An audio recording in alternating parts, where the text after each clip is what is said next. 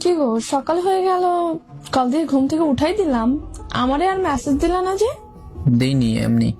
কি গো, কি হয়েছে, মন খারাপ? না, কই মন খারাপ। আমি কি ফিটার খাই?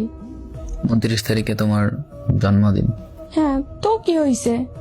সেটা নিয়ে কিছুটা মন খারাপ আর কি।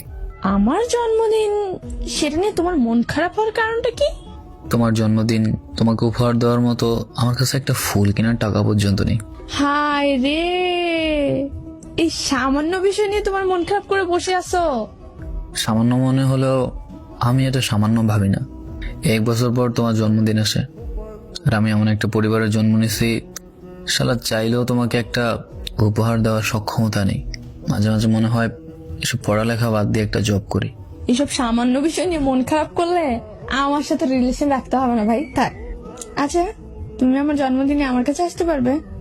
মানে আমার সাথে একটু দেখা করতে পারবে? থাক, এই সব কিছু বাদ দাও, আমার জন্মদিনে শুধুমাত্র ভালোবাসি বলতে পারবে ভিডিও কলে? হ্যাঁ, সেটা তো অবশ্যই করতে পারবো। ব্যাস, আমার আর কিচ্ছুর প্রয়োজন নাই। দেখো, ভালো থাকার জন্য টাকা পয়সা অর্থ সম্পদ এইসব কিছুর প্রয়োজন হয় না। ভালো থাকার জন্য দুজনের একটা সুন্দর মানসিকতাই প্রয়োজন হয়। দেখো, আমার কাছে তোমার থেকে বড় কোনো গিফট নেই। তুমি আমার কাছে জীবনের সব থেকে স্পেশাল একজন মানুষ। তুমি আমাকে এতটা বুঝো, এতটা গুরুত্ব দাও, ভাবলে অনেক ভালো লাগে। তনু, আশিক শোনো, এই বয়সটা অনেক কষ্টের একটা বয়স। এই বয়সে নিজের পরিবারের মানুষগুলো খোঁচা দিয়ে কথা বলে, বন্ধু হারিয়ে যায়, প্রিয় মানুষও অন্যের হয়ে যায়, টাকা থাকে না, আরো অনেক পেইন। আমি তোমার প্রিয় মানুষ হয়ে যদি এই সামান্য বিষয়গুলো না বুঝি, তবে তোমাকে বোঝার মতো কে আছে বলো?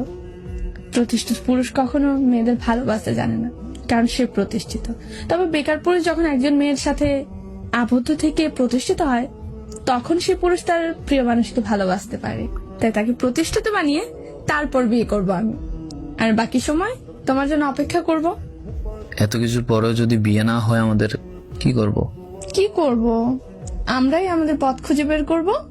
আচ্ছা, ওসব যখন করি তখন ভেবে দেখা যাবে। হ্যাঁ, ঠিক আছে। এসব উপহার গিফট এসব নিয়ে মন খারাপ করো না কখনো, ওকে?